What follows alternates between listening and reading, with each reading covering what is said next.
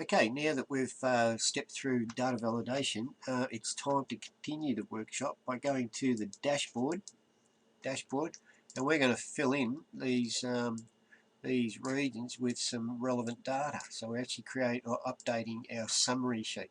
I'll make sure I'm in home. I always like to be in home. So the first cell here is we want to see the report date. Right? And to put the date, the current date, whenever I run this spreadsheet, this will be updated. To put that in, there's a function in Excel called now. Right? So I can do here, and I'll type now, and so go. There's now. I'll double click. So I've entered the function used by Excel to return the current time now. Right? So I can say okay, and there it is.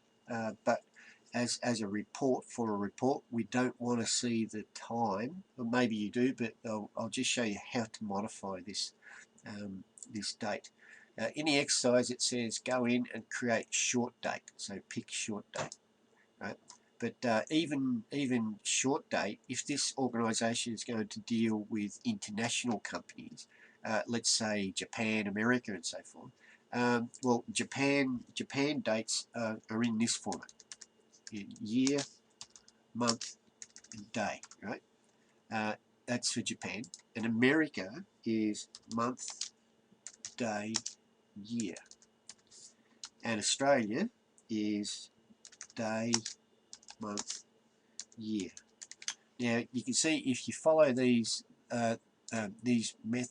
formats in using numbers, sometimes what you actually see is these guys will be listed in two dates, and it can cause confusion. Right? Oh, sorry, where am I? It's gone all over the place. It's giving me F2s and all. So it can actually cause confusion on dates. So a good thing to do with your date formats is to actually customize this if you're doing international, and do something like this. It's just an example for you. I can go into more numbers, right, here, or I can even highlight the cell and go, which is directly into that option for customizing this format, or right click format cells, right? So there's three ways of getting into it. So if I want to change this date, I can actually pick from a list to say, okay, what I really want to do is see text and so forth, or 4-digit dates, and you really can't make a mistake with dates if you see this format, right? But what I'm going to do is I'm actually going to say I want to see the day as well, right? So I'm going to pick this format. Now I'm going to skip to custom, and in custom I'm going to say please just give me three letters of the day. There we go. And I want to see the date, like a comma, and then the date in the day in a number, and then I want to see 3 letters for the year followed by 4 digit date for year. So if I do this, now it's a bit more presentable. Now I can say, oh, someone ran the report on Saturday, it's the 20th of March, rather than saying, oh, it could be, 2028 or something, 19. So these dates are a good idea to actually have the text and day and so forth in there. But it's up to you. You can still stay with the old methodology, but I recommend that you learn how to change the date formats here. So remember the number formats right here, or right click and so forth. All right, so that's now. Right? How do we find the largest sale? So largest sale will obviously be using the max function. Right? So I'm going to go in here, go max, go. There it is. I'm going to double click. Now, max of what, right? So what we want to do is actually see max of all sales revenue. So some people like to click on this arrow and get this funny, choice of like going to highlight numbers. I just did escape there to come to return. I like to say, oh, my numbers are, and then I can go over here and actually highlight the numbers that I want to use. So I could highlight this column right there. So that's one method.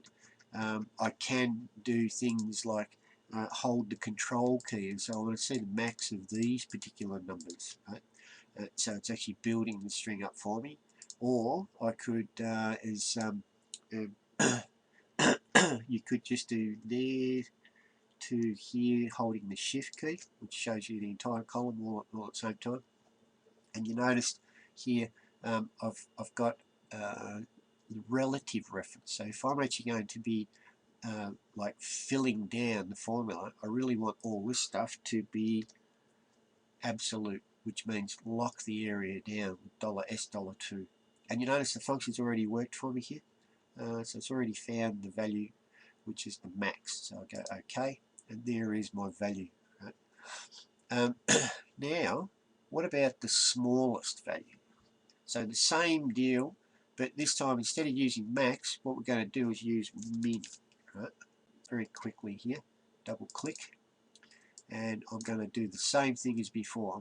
I'm just going to delete that one, and I'm going to go back to my sales, and I'm going to highlight. This time I'm going to go up from the bottom to the top, and I'll do F4.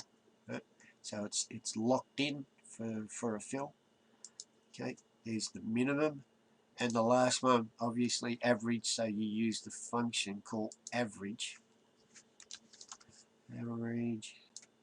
You notice I have to type the whole lot. Average, and I'll go enter. So average of what? I'll get rid of this stuff, del. Average of what? Same deal, so sales revenue, right? And I'll go here. Right.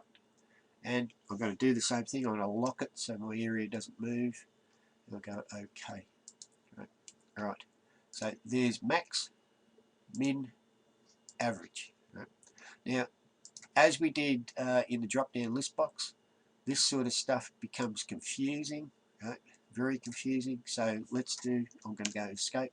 Let's change this so it's a bit more usable. I'm actually going to go to the sheet, and I'm going to highlight my data, and I'm actually going to give it a name, right? And the name will be sales